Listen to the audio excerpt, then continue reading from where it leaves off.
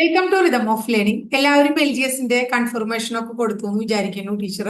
അപ്പോൾ നമ്മളെല്ലാവരും മനസ്സിലാക്കി എന്നാണ് LGSന്റെ പ്രിലിംസിന്റെ ഫസ്റ്റ് ഘട്ടം തുടങ്ങുന്നത്, ഫസ്റ്റ് എക്സാം തുടങ്ങുന്നത് ജൂലൈ 18-ാം തീയതിയാണ്. ജൂലൈയില് അതുപോലെ തന്നെ ഓഗസ്റ്റ് സെപ്റ്റംബർ മാസങ്ങളിലായിട്ട് LGSന്റെ ആദ്യത്തെ ഘട്ടം പ്രിലിംസ് തീരും. അതിനുശേഷമാണ് പിന്നെ മെയിൻസ് വരിക, അല്ലെ? റിസൾട്ട് ഒക്കെ വന്നതിന് ശേഷമാണ് മെയിൻസ് വരിക. അപ്പൊ ജൂലൈ ആണ് നമ്മുടെ കയ്യിൽ. വളരെ ഇനിയിപ്പോ എണ്ണി നോക്കുകയാണെങ്കിൽ ഒരു 10-80 ദിവസം ഉണ്ടാവുമായിരിക്കാം. അപ്പോ ടീച്ചർ ഒരു കാര്യം നിങ്ങളോട് പറയാണ്. ഇപ്പൊ നമ്മൾ പല കുട്ടികളും ടീച്ചറോട് ചോദിക്കുന്നുണ്ട്, അതായത് ടീച്ചറെ ഇനി പഠിച്ചാൽ ജോലി കിട്ടും. അപ്പൊ അതിനുള്ള ഒരു ഉത്തരം ഇതിന് മുമ്പത്തെ ഒരു വീഡിയോയിൽ ടീച്ചർ കൊടുത്തിട്ടുണ്ടായിരുന്നു. ഇനി പഠിച്ചാലും ജോലി കിട്ടും ഉറപ്പാണ്. കാരണം എന്തുകൊണ്ടാണ്? ഇത് LGS ആണ്. വളരെ ലിമിറ്റഡ് ആയിട്ടുള്ള ഭാഗങ്ങൾ മാത്രമേ നമുക്ക് ഇവിടെ പഠിക്കാനുള്ളൂ എന്നുള്ളത് കൊണ്ടും, കറണ്ട് അഫയേഴ്സ്, അതുപോലെ തന്നെ മാത്സ്, പിന്നെന്താണ് GK, ഇത്രയും കുറച്ച് ഭാഗങ്ങൾ ഇവിടെ. മലയാളം ഇല്ല, അതുപോലെ തന്നെ എന്താ പറയാ, ഇംഗ്ലീഷ് ഇല്ല. അങ്ങനെ വലിയ വലിയ കുറേയധികം കാര്യങ്ങളൊന്നും നിങ്ങളെ പഠിക്കാനില്ല എന്നുള്ളത് കൊണ്ടും, പിന്നെന്താണ്, ലിമിറ്റഡ് ആയിട്ടുള്ള കാര്യങ്ങളെ ഉള്ളൂ എന്നുള്ളത് കൊണ്ടും ഒരു 30 ഡേയ്സ് ഒക്കെ നമ്മൾ ഇരുന്ന് ഇതിന് വേണ്ടിയിട്ട് നിങ്ങൾ ശ്രമിക്കുകയാണെങ്കിൽ തീർച്ചയായിട്ടും നിങ്ങൾക്ക് നേടാനായിട്ട് പറ്റും. അപ്പോ ഇനി നമ്മൾ പറഞ്ഞിട്ടുണ്ട് SCRT പാഠഭാഗങ്ങള് പഠിച്ചാൽ കൃത്യമായിട്ട് നമുക്ക് ഇതിന് ജോലിക്ക് സാധ്യത 99% ജോലിക്ക് സാധ്യതയുണ്ട്, അല്ലെങ്കിൽ ഉറപ്പായിട്ടും ജോലി കിട്ടും എന്നുള്ളത്, അല്ലെ? അപ്പോ ഈ SCRT പാഠഭാഗങ്ങളിൽ നിന്ന്, അല്ലെങ്കിൽ PSC പ്രീവിയസ് ഇയറിൽ ചോദിച്ചിട്ടുള്ള കുറേയധികം ഭാഗങ്ങളിൽ നിന്ന് നമ്മൾ സ്ഥിരമായിട്ട് ചോദിക്കുന്ന ചില ഭാഗങ്ങൾ എടുത്തുകൊണ്ട് അതിനെ ഹോട്ട് ടോപ്പിക്സ് എന്ന് നമ്മൾ വിളിക്കും. ആ ഹോട്ട് ടോപ്പിക്സ് ഉണ്ടല്ലോ മക്കളെ, ഈ ഹോട്ട് ടോപ്പിക്സ് പഠിച്ചുകൊണ്ട് മാത്രം ജോലി നേടാൻ പറ്റുന്ന ഒരു എക്സാം ആണ് ഏതെന്ന് പറഞ്ഞിട്ടുണ്ടെങ്കിൽ നമ്മുടെ ലാസ്റ്റ് ഗ്രേഡ് എന്ന് പറഞ്ഞു. അപ്പൊ ടീച്ചർ പുതിയൊരു എന്താ പറയാ കാര്യം ചെയ്യാൻ പോവാണ്. 60 ഡേയ്സിന്റെ ഒരു ഹോട്ട് ടോപ്പിക്സിന്റെ ക്ലാസ് നിങ്ങൾക്ക് തരികയാണ്. അതായത് ഈ 60 ഡേയ്സ് കൊണ്ട് PSC പ്രീവിയസ് ഇയറിൽ ചോദിച്ചിട്ടുള്ള ഇമ്പോർട്ടന്റ് ആയിട്ടുള്ള എല്ലാ ഹോട്ട് ടോപ്പിക്സും നിങ്ങളെ ടീച്ചർ പഠിപ്പിച്ചിരിക്കും. അത് നിങ്ങൾ കൃത്യമായിട്ട് പഠിച്ചു മുന്നോട്ട് പോവുക. അതിന്റെ ഇട ദിവസങ്ങളിൽ SCRT പാഠഭാഗങ്ങളും തരും, അതുപോലെ തന്നെ നമ്മുടെ കറണ്ട് അഫയേഴ്സിന്റെ ക്ലാസ് തരും. കൃത്യമായിട്ട് ഇത് മുന്നോട്ട് കൊണ്ടുപോവുകയാണെങ്കിൽ, പിന്നെ മാത്സ് നമ്മൾ ഓൾറെഡി അപ്ലോഡ് ചെയ്തിട്ടുണ്ട് ക്ലാസ്സുകൾ, അത് കണ്ടു നോക്കുക. അപ്പോ അതുകൊണ്ട് അത്രയും ദിവസം ഈ 60 ഡേയ്സിനുള്ളില് നമുക്ക് ജോലി നേടാൻ പറ്റുന്ന ഒരു സ്റ്റഡി പ്ലാൻ ആണ് നമ്മൾ ഇന്ന് കൊണ്ടുവന്നിട്ടുള്ളത്. അപ്പൊ ആ സ്റ്റഡി പ്ലാൻ ഫോളോ ചെയ്ത് ജോലി നേടാൻ ആഗ്രഹിക്കുന്നവർ ഇന്ന് തന്നെ ചാനൽ സബ്സ്ക്രൈബ് ചെയ്തോളൂ. ടീച്ചറുടെ ക്ലാസ് കണ്ടു നോക്കിയിട്ട് മാത്രം മതി. എങ്ങനെയാണ് ടീച്ചർ ഇന്നിപ്പോ ഒരു ടോപ്പിക് ടീച്ചർ ക്ലാസ് എടുത്ത് തരാൻ, നിങ്ങൾക്ക് ടീച്ചർ ക്ലാസ് എടുക്കുന്നത് നല്ലതാണോ, അല്ലെങ്കിൽ ഇതൊക്കെ പരീക്ഷയ്ക്ക് ചോദിക്കുന്ന കാര്യങ്ങളാണോ എന്ന് നിങ്ങൾ മനസ്സിലാക്കിയതിന് ശേഷം മാത്രം നിങ്ങൾ സബ്സ്ക്രൈബ് ചെയ്താൽ മതി. ഇവിടെ നമ്മൾ പേയ്മെന്റ് ഒന്നും ചോദിക്കുന്നില്ലല്ലോ നിങ്ങളോട്. ചാനലിൽ ജോയിൻ ചെയ്യാനോ, അല്ലെങ്കിൽ അവിടെ ഇത്ര രൂപ, 1000 രൂപയോ അല്ലെങ്കിൽ 500 രൂപയോ അല്ലെങ്കിൽ അങ്ങനെയുള്ള പേയ്മെന്റുകളൊന്നും ഇല്ല. ഫ്രീ ആയിട്ടുള്ള ക്ലാസ് ആണ് നമ്മൾ ഇവിടെ പ്രൊവൈഡ് ചെയ്യുന്നത്. അപ്പൊ താല്പര്യമുള്ളവർക്കൊക്കെ ക്ലാസ് കാണാം. അപ്പൊ ഇന്ന് ഞാൻ ഇവിടെ എടുക്കാൻ പോകുന്ന കുറച്ച് ഹോട്ട് ടോപ്പിക്സിനെ കുറിച്ച് ആദ്യം പറഞ്ഞിട്ട് ഒരു ഹോട്ട് ടോപ്പിക്സ് ഒരു ഹോട്ട് ടോപ്പിക്ക് ഞാൻ ക്ലാസ് എടുത്തുതരാം. അപ്പൊ ടീച്ചർ ക്വസ്റ്റ്യൻ പേപ്പറുകളിൽ നിന്നും വിശകലനം ചെയ്ത് മനസ്സിലാക്കിയിട്ടുള്ള കാര്യം നിങ്ങൾ ക്വസ്റ്റ്യൻ പേപ്പറുകൾ നോക്കി വെക്കുള്ളൂ. പരീക്ഷയ്ക്ക് ചോദിക്കുന്ന സയൻസ് ഭാഗം, അങ്ങനെ ഓരോ ഭാഗങ്ങൾ എടുത്തു നോക്കുകയാണെങ്കിൽ, ഇപ്പൊ കെമിസ്ട്രി ഭാഗത്തു നിന്നാണെങ്കിൽ ലോഹങ്ങളും അയിരുകളും ഇല്ലാത്തൊരു പരീക്ഷ ഉണ്ടാവില്ല. ബയോളജി ഭാഗത്തു നിന്നാണെങ്കിൽ രോഗങ്ങള്, രോഗകാരികള്, അതുപോലെ തന്നെ വൈറ്റമിനുകള് ഇല്ലാത്ത ഭാഗമില്ല. ഇനി ഊർജത്തിന്റെ പരിവർത്തനം, അതായത് കെമിക്കൽ എനർജിയെ ലൈറ്റ് എനർജി ആക്കുന്നു, ലൈറ്റ് എനർജിയെ ഹീറ്റ് എനർജി ആക്കുന്നു എന്നൊക്കെ പറഞ്ഞാൽ അങ്ങനെ ഇഷ്ടം പോലെയുള്ള ഊർജ പരിവർത്തനങ്ങള്. ഇനി വ്യവസായ ഭാഗത്തു നിന്നാണെങ്കിൽ ഇരുമ്പുരുക്ക് ശാലകളെ കുറിച്ചിട്ടുള്ളത്, അതുപോലെ തന്നെ ഇക്കണോമിക്സിന്റെ ഭാഗത്താണെങ്കിൽ പഞ്ചവത്സര പദ്ധതികള്, പ്ലാനിങ് തുടങ്ങിയ കാര്യങ്ങൾ, അതുപോലെ തന്നെ വിവരാവകാശ കമ്മീഷൻ, മനുഷ്യാവകാശ കമ്മീഷൻ, പിന്നെ നമ്മുടെ കോൺസ്റ്റിറ്റ്യൂഷന്റെ ഭാഗത്താണെങ്കിൽ മൗലികാവകാശം, ആമുഖം, അതുപോലെ മൗലിക കടമകള്, റിട്ടുകള്, ലോക്സഭ, രാജ്യസഭ തുടങ്ങിയ പോയിന്റുകള്, അതുപോലെ തന്നെ നമ്മുടെ പ്രധാനപ്പെട്ട ചട്ടമ്പി സ്വാമി, അതുപോലെ ശ്രീനാരായണ ഗുരു തുടങ്ങിയ വ്യക്തികളുടെ കൃതികളില്ലാത്ത പരീക്ഷകളില്ല. അതുപോലെ പിന്നെ ഹിസ്റ്ററിയുടെ ഭാഗമാണെങ്കിൽ 1857 റിവോൾട്ട് ഉണ്ടാവാറുണ്ട്, ലാഹോർ INC എപ്പോഴും ചോദിക്കാറുണ്ട്, നിസ്സഹകരണ പ്രസ്ഥാനത്തെ കുറിച്ച് ചോദിക്കാറുണ്ട്, ക്വിറ്റ് ഇന്ത്യയെ കുറിച്ച് ചോദിക്കാറുണ്ട്, ഇല്ലേ? ഇനി കേരളത്തിന്റെ ഭാഗത്താണെങ്കിൽ കേരളത്തിന്റെ ബേസിക് ആയിട്ടുള്ള കേരളത്തിലെ വലിയ ജില്ല, ചെറിയ ജില്ല, ആദ്യം വന്ന ജില്ല, അവസാനം വന്ന ജില്ല, അതിന്റെ വർഷം, കേരളത്തിലെ ദേശീയോദ്യാനം, നദികള്, കായലുകള്, വന്യജീവി സങ്കേതങ്ങള്, കേരളത്തിലെ വൈദ്യുത പദ്ധതികള്, ഇതൊക്കെ സ്ഥിരമായി പരീക്ഷയ്ക്ക് ചോദിക്കുന്ന കുറച്ചധികം ഭാഗങ്ങളാണ്. അപ്പൊ ഇതിനെയൊക്കെയാണ്, ഇത് മാത്രമല്ല ഇനിയും ധാരാളം ഉണ്ട്. ഇതിനെയാണ് നമ്മൾ ഹോട്ട് ടോപ്പിക്സ് എന്ന് പറയുന്നത്. അപ്പൊ ഇന്നു മുതൽ നമ്മൾ ഹോട്ട് ടോപ്പിക്സിന്റെ ക്ലാസ് ആരംഭിക്കുകയാണ്. ആദ്യമായിട്ട് നിങ്ങൾക്ക് ടീച്ചർ പറഞ്ഞു തരുന്ന ഹോട്ട് ടോപ്പിക് ഏതാണ്? കേരളത്തിലെ ദേശീയ ഉദ്യാനങ്ങൾ. കേരളത്തിലെ ദേശീയ ഉദ്യാനങ്ങൾ ഇതുവരെ പരീക്ഷയ്ക്ക് ചോദിച്ചിട്ടുള്ള എല്ലാ ചോദ്യങ്ങളും അടങ്ങുന്ന രീതിയിൽ കേരളത്തിലെ ദേശീയ ഉദ്യാനം എന്ന ഹോട്ട് ടോപ്പിക്സ് നമ്മൾ ഇന്നിവിടെ പഠിക്കുകയാണ് കേട്ടോ.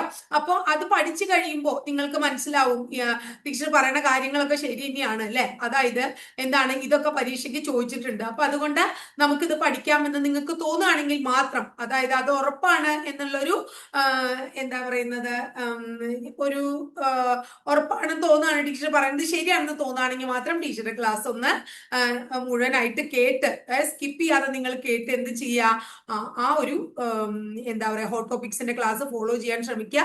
ടീച്ചറുടെ ചാനൽ ഒന്ന് സബ്സ്ക്രൈബ് ചെയ്യുക. അതോടൊപ്പം ആ ബെല്ലൈക്കൺ കൂടി ഒന്ന് എനേബിൾ ചെയ്യുമ്പോൾ ടീച്ചർ ഓരോ ദിവസം അപ്ലോഡ് ചെയ്യുന്ന വീഡിയോസ് കൃത്യമായിട്ട് നിങ്ങൾക്ക് നോട്ടിഫിക്കേഷൻ ആയിട്ട് ലഭിക്കുകയും ചെയ്യും. അപ്പൊ നമ്മൾ പഠിക്കാൻ പോവാണ് കേരളത്തിലെ ദേശീയ ഉദ്യാനങ്ങളെ കുറിച്ചാണ് ഇന്നത്തെ ക്ലാസ്. കേരളത്തിൽ എത്ര ദേശീയ ഉദ്യാനങ്ങൾ ഉണ്ട് എന്നാണ് ചോദിക്കുന്നതെങ്കിൽ നമ്മൾ പറയും കേരളത്തിലെ നാഷണൽ പാർക്ക് അഥവാ ദേശീയ ഉദ്യാനങ്ങളുടെ എണ്ണം 5 ആണ്. ശരിക്കും 6, കേന്ദ്ര വനവകുപ്പ് മന്ത്രാലയത്തിന്റെ കണക്ക് പ്രകാരം 6 ഉണ്ട്. പക്ഷേ PSC അംഗീകരിച്ച 5 ദേശീയ ഉദ്യാനങ്ങളേ ഉള്ളൂ. നമ്മളിവിടെ എന്താ പറയുന്നത്, വാദപ്രതിവാദത്തിനല്ല, പരീക്ഷ എഴുതി ജോലി കിട്ടുക എന്നുള്ളത് മാത്രമാണ് നമ്മുടെ ലക്ഷ്യം. അപ്പൊ അതുകൊണ്ട് PSC എന്താണോ പറയണേ അത് കൃത്യമായിട്ട് നമ്മൾ പഠിക്കുക എന്നുള്ളതാണ്. അപ്പൊ 5 ദേശീയ ഉദ്യാനങ്ങൾ ഏതൊക്കെയാണ് എന്ന് നമ്മൾ ആദ്യം തന്നെ മനസ്സിലാക്കുക. കേരളത്തില് 5 ദേശീയ ഉദ്യാനങ്ങൾ ടീച്ചർ ഇവിടെ എഴുതാണ്. നോക്കൂ, ഇരവികുളം.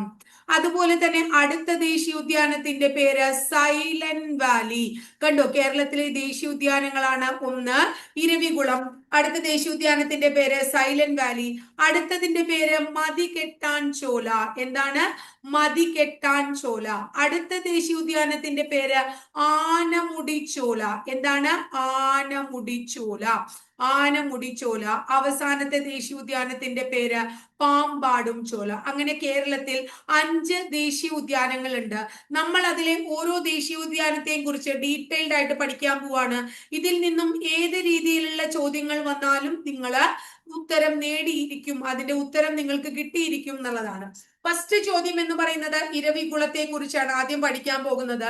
കേരളത്തിൽ 1975 ഒരു വൈൽഡ് ലൈഫ് സാങ്ച്വറി അഥവാ വന്യജീവി സങ്കേതമായി നിലവിൽ വന്ന ഇരവികുളം 1978 നാഷണൽ പാർക്ക് എന്ന പദവി നേടിയത്.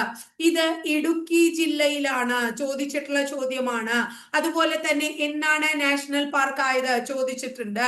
ഇടുക്കി ജില്ലയിൽ ഏത് താലൂക്കിലാണ്? ദേവികുളം എന്ന് പറയുന്ന താലൂക്കിലാണ്. ഇടുക്കി ജില്ലയിൽ ദേവികുളം താലൂക്കിൽ മൂന്നാർ പഞ്ചായത്തിൽ സ്ഥിതി ചെയ്യുന്നു. ഏത്? ഇരവികുളം ട്ടോ. വളരെ ഇമ്പോർട്ടന്റ് ആണ്. ഇടുക്കിയില് ദേവികുളം താലൂക്കിലാണ് ഇത് സ്ഥിതി ചെയ്യുന്നത്. പഞ്ചായത്ത് അത്ര വലിയ പ്രാധാന്യമില്ല. ഇടുക്കി ജില്ലയിൽ ദേവികുളം താലൂക്കിൽ ആണ് എന്നുള്ളതാണ് എപ്പോഴും നമ്മളോട് ചോദിക്കാറുള്ള ചോദ്യം എന്ന് നിങ്ങൾ മനസ്സിലാക്കി വെക്കുക. ഇനി കേരളത്തില് ഏറ്റവും വലിയ ദേശീയ ഉദ്യാനം ഏത് എന്ന് ചോദിച്ചു കഴിഞ്ഞാൽ ഇരവികുളമാണ്. കേരളത്തിലെ ആദ്യത്തെ ദേശീയ ഉദ്യാനം ഏത് എന്ന് ചോദിച്ചു കഴിഞ്ഞാലും ഇരവികുളമാണ്. ഇവിടെ എന്തൊക്കെയാ കാണപ്പെടുന്നത്? ചോലപ്പുൽമേടുകൾ അഥവാ ചോലവനങ്ങൾ എന്നൊക്കെ പറയാം, അത് ധാരാളം കാണപ്പെടുന്നുണ്ട്.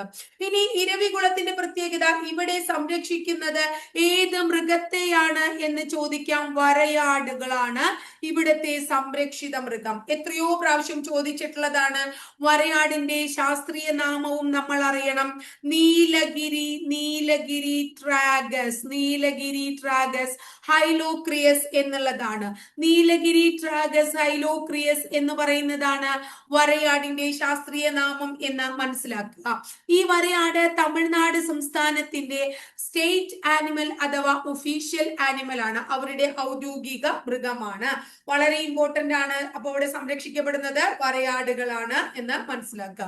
അതുപോലെ തന്നെ നീലക്കുറിഞ്ഞി എന്ന് പറയുന്ന പ്രത്യേക ഇനം, ആ ഒരു തരം പൂവിന് അല്ലെങ്കിൽ എന്താ പറയുന്നത് ചെടിക്ക് പേര് കേട്ട സ്ഥലവും നാഷണൽ പാർക്കും ഇരവികുളമാണ്. ഇതിന് പേര് കേട്ട നാഷണൽ പാർക്ക് അല്ലാതെ wild life sanctuary Kurinjimala wild life sanctuary എന്ന് പറഞ്ഞ വൈൽഡ് ലൈഫ് സാങ്ച്വറി ഉണ്ട്. അത് വൈൽഡ് ലൈഫ് സാങ്ച്വറിയിൽ നമ്മൾ പഠിക്കും. ഇപ്പൊ നിങ്ങൾ എന്താ മനസ്സിലാക്കേണ്ടത്? നീലക്കുറിഞ്ഞിക്ക് പേര് കേട്ട നാഷണൽ പാർക്കാണ് ഇരവികുളം. ഇതിന്റെ ശാസ്ത്രീയ നാമം, നീലക്കുറിഞ്ഞിയുടെ ശാസ്ത്രീയ നാമം എന്താണ് മക്കളെ? സ്ട്രോബിലാന്തസ് കുന്തിയാന എന്നുള്ളതാണ്. ഇപ്പൊ സ്ട്രോബിലാന്തസ് കുന്തിയാന എന്ന ശാസ്ത്രീയ നാമത്തിലാണ് എന്തുള്ളത്? നീലക്കുറിഞ്ഞിയുള്ളത്. അപ്പൊ ഇത്രയും കാര്യം നീലക്കുറിഞ്ഞിയെ കുറിച്ചും അതുപോലെ തന്നെ വരയാടുകളെ കുറിച്ചും ഒക്കെ നമ്മൾ ഈ നാഷണൽ പാർക്ക് പഠിക്കുമ്പോൾ മനസ്സിലാക്കണം. ഇനി വംശനാശ ഭീഷണി നേരിടുന്ന ഏത് മൃഗത്തെ സംരക്ഷിക്കുന്ന സ്ഥലമാണ് ഇരവികുളം എന്ന് ചോദിക്കാം.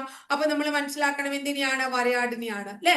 അതുപോലെ കേരളത്തിൽ ഏറ്റവും കൂടുതൽ ഉയരത്തിൽ സ്ഥിതി ചെയ്യുന്ന നാഷണൽ പാർക്കാണ്. ആദ്യത്തേതാണ്, വലുതാണ്, ഉയരത്തിൽ സ്ഥിതി ചെയ്യുന്നതാണ്. കാരണം എന്തുകൊണ്ടാണ്? കേരളത്തിലെ അല്ലെങ്കിൽ തെക്കേ ഇന്ത്യയിലെ ഏറ്റവും ഉയരം കൂടിയ കൊടുമുടിയായ ആനമുടി സ്ഥിതി ചെയ്യുന്നത് ഇരവികുളത്താണ്. അപ്പൊ ഈ ഇരവികുളവും ആനമുടിയും തമ്മിൽ റിലേറ്റഡ് ആണ്. അപ്പൊ നമുക്ക് മനസ്സിലായി. അതുപോലെ തന്നെ വളരെ ഇമ്പോർട്ടന്റ് ആണ്, യുനെസ്കോന്റെ ലോക പൈതൃക പട്ടികയിൽ ഇടം നേടിയ ഒരു നാഷണൽ പാർക്ക് കൂടിയാണ്. അപ്പൊ കേരളത്തിലെ 5 നാഷണൽ പാർക്കുകളിൽ ആദ്യത്തെ നാഷണൽ പാർക്കായ ഇരവികുളത്തെ കുറിച്ച് നമ്മൾ പഠിച്ചു. 75-ൽ വൈൽഡ് ലൈഫ് സാങ്ച്വറി ആയി, 78-ൽ നാഷണൽ പാർക്കായി. ഇടുക്കി ജില്ലയിൽ ദേവികുളം താലൂക്കിലാണ്. ചോലവനങ്ങൾക്ക്, ചോല പുൽമേടുകൾക്ക് പ്രസിദ്ധമാണ്. കേരളത്തിലെ ആദ്യത്തേതാണ്, വലുതാണ്, ഏറ്റവും ഉയരത്തിലുള്ള നാഷണൽ പാർക്കാണ്. സംരക്ഷിത മൃഗം വരയാടാണ്. അത് തമിഴ്നാട് സംസ്ഥാനത്തിന്റെ ഔദ്യോഗിക മൃഗമാണ്.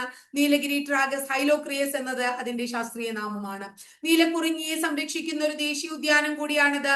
നീലക്കുറിഞ്ഞിയുടെ ശാസ്ത്രീയ നാമം സ്ട്രോബിലാന്തസ് കുന്തിയാന എന്നുള്ളതാണ്. നീലക്കുറിഞ്ഞി യുനെസ്കോ ലോക പൈതൃക പട്ടികയിൽ ഇടം നേടിയതാണ്.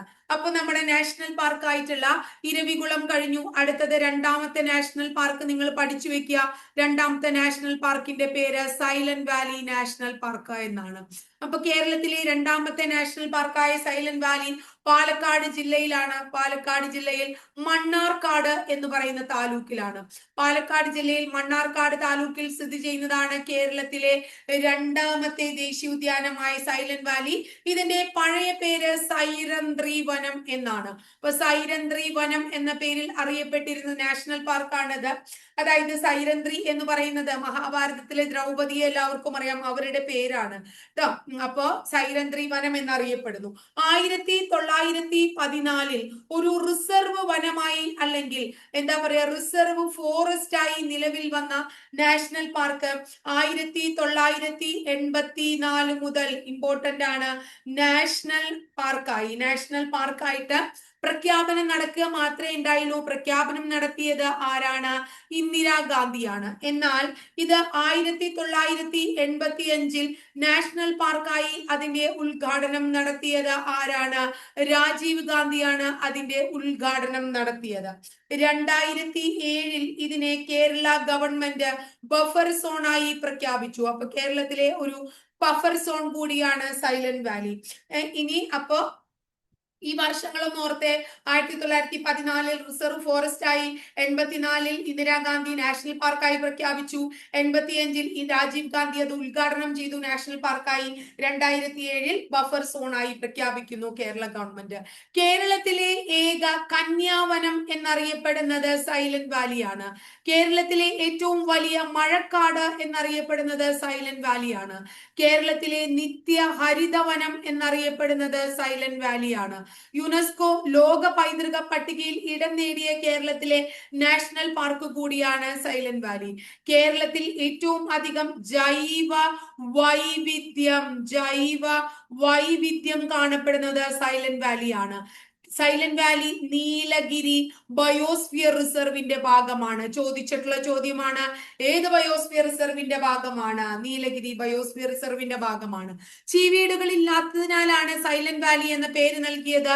ആ സൈലന്റ് വാലി എന്ന പേര് നൽകിയ വ്യക്തി ആര് എന്ന് ചോദിച്ചിട്ടുണ്ട് പരീക്ഷയ്ക്ക്.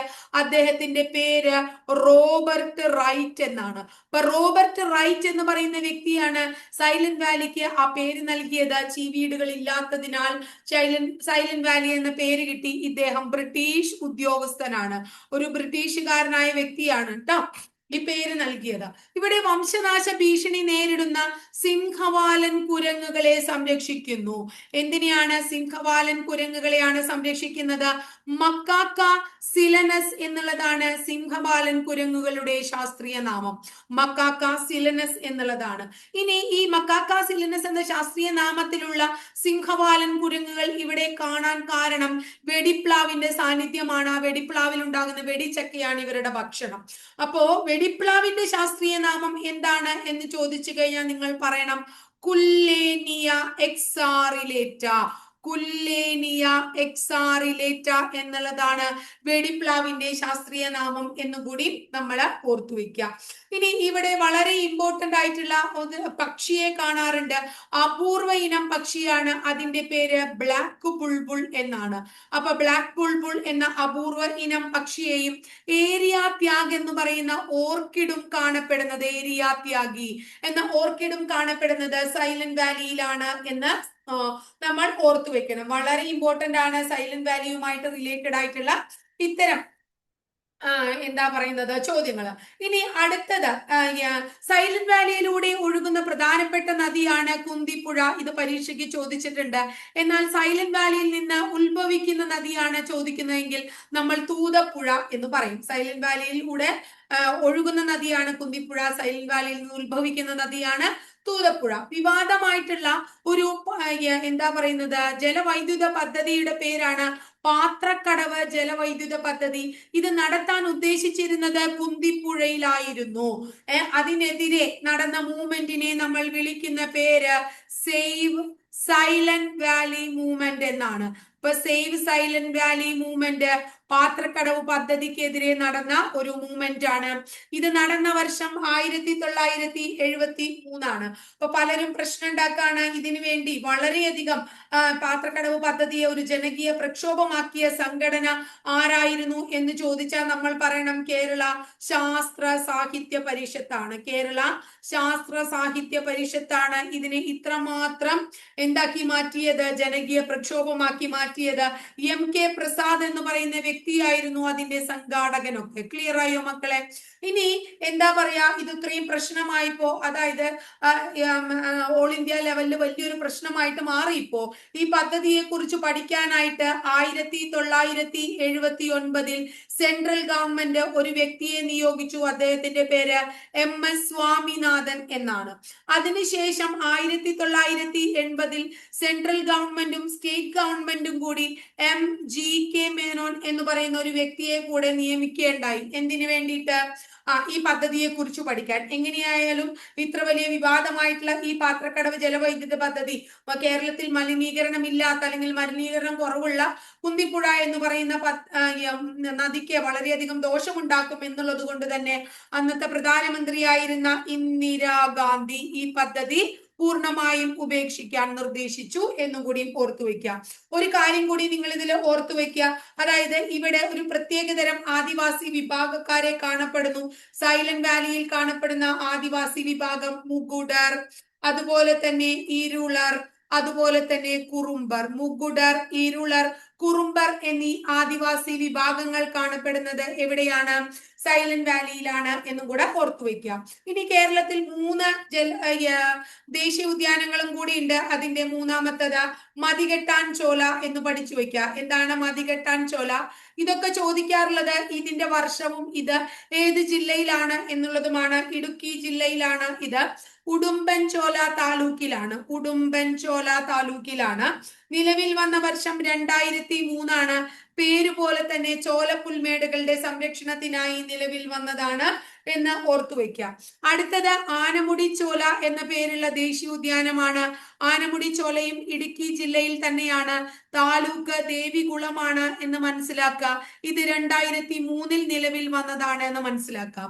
അടുത്തത് ലാസ്റ്റ് വൺ പാമ്പാടും ചോല എന്ന് പറയുന്ന ദേശീയോദ്യാനമാണ്. ഇതും ഇടുക്കി ജില്ലയിലാണ്. ദേവികുളം താലൂക്കിലാണ്. 2003 നിലവിൽ വന്നതാണ്. ഏറ്റവും ചെറിയ ദേശീയോദ്യാനമാണ്. ഏറ്റവും അവസാനം നിലവിൽ വന്നതാണ്. ഈ ദേശീയ ഉദ്യാനങ്ങളുടെ ഒക്കെ തന്നെ, അതായത് മതികെട്ടാൻ ചോല, ആനമുടിച്ചോല, പാമ്പാടും ചോല, അതിന്റെ സ്ഥലം, അതുപോലെ തന്നെ വർഷങ്ങൾ, അവസാനം വന്നത്, ചെറുത്, ഇതൊക്കെ സ്ഥിരമായി പരീക്ഷയ്ക്ക് ചോദിച്ചിട്ടുള്ളതാണ്. അപ്പൊ നമ്മൾ ഇന്നിവിടെ കേരളത്തിലെ പ്രധാനപ്പെട്ട കേരള ഫാക്ട്സ് എന്ന് പറയുന്ന ഭാഗത്തെ പ്രധാനപ്പെട്ട ദേശീയ ഉദ്യാനങ്ങൾ എന്ന് പറയുന്ന ടോപ്പിക്കാണ് നിങ്ങൾക്ക് വേണ്ടി ടീച്ചർ കവർ ചെയ്ത് തന്നിട്ടുള്ളത്. അപ്പൊ ഇത് വളരെ ഇമ്പോർട്ടന്റ് ആയിട്ടുള്ള ഒരു ഹോട്ട് ടോപ്പിക് ആണ് എന്ന് നിങ്ങൾക്കറിയാം. ഈ ഹോട്ട് ടോപ്പിക് ടീച്ചർ പറഞ്ഞ കാര്യങ്ങൾ കൃത്യമായി നിങ്ങൾക്ക് ഫോളോ ചെയ്യാൻ പറ്റി, മനസ്സിലാക്കാൻ പറ്റി എന്നുണ്ടെങ്കിൽ നിങ്ങൾ ടീച്ചറുടെ ചാനൽ ഒന്ന് സബ്സ്ക്രൈബ് ചെയ്യും. അതോടൊപ്പം ബെല്ലൈക്കൺ കൂടി ഒന്ന് എനേബിൾ ചെയ്യുകയും ചെയ്യണം. അപ്പൊ ടീച്ചറെ ഇനി ഇടുന്ന ഓരോ ഹോട്ട് ടോപ്പിക്സിന്റെ ക്ലാസ്സും കൃത്യമായിട്ട് നോട്ടിഫിക്കേഷൻ രൂപത്തിൽ നിങ്ങൾക്ക് വരും. ഇനി നിങ്ങളുടെ കൂട്ടുകാർ ആരെങ്കിലും തന്നെ എന്താ പറയുക ഇതുവരെ പഠനം തുടങ്ങിയിട്ടില്ല, അവർക്ക് ഇത്തരം ക്ലാസ്സുകൾ കാണാൻ താല്പര്യം ഉണ്ടെങ്കിൽ അവർക്ക് ഈ ക്ലാസ് ഒന്ന് ഷെയർ ചെയ്ത് കൊടുക്കുകയും കൂടെ ചെയ്യാം. അപ്പൊ നമ്മൾ ഇന്ന് തുടങ്ങാണ് 60 ദിവസത്തെ ഹോട്ട് ടോപ്പിക്സ് പ്ലാൻ എന്ന് പറയുന്നത്. ആ 60 ദിവസത്തിനുള്ളിൽ കൃത്യമായിട്ട് നിങ്ങൾ ഹോട്ട് ടോപ്പിക്സ് പഠിക്കുകയും അടുത്ത 15 ദിവസത്തിനുള്ളിൽ റിവിഷൻ ചെയ്ത് നിങ്ങൾ ജോലിയിൽ നേടിയിരിക്കുകയും ചെയ്യുന്നുള്ളത് ടീച്ചറുടെ ഗ്യാരണ്ടിയാണ് കേട്ടോ. അപ്പൊ എല്ലാവരും ഭംഗിയായിട്ട് പഠനം തുടങ്ങുക. ഇതുവരെ കൺഫർമേഷൻ കൊടുക്കാത്തവരെ എത്രയും പെട്ടെന്ന് കൺഫർമേഷൻ കൊടുക്കാനും ശ്രദ്ധിക്കുക കേട്ടോ.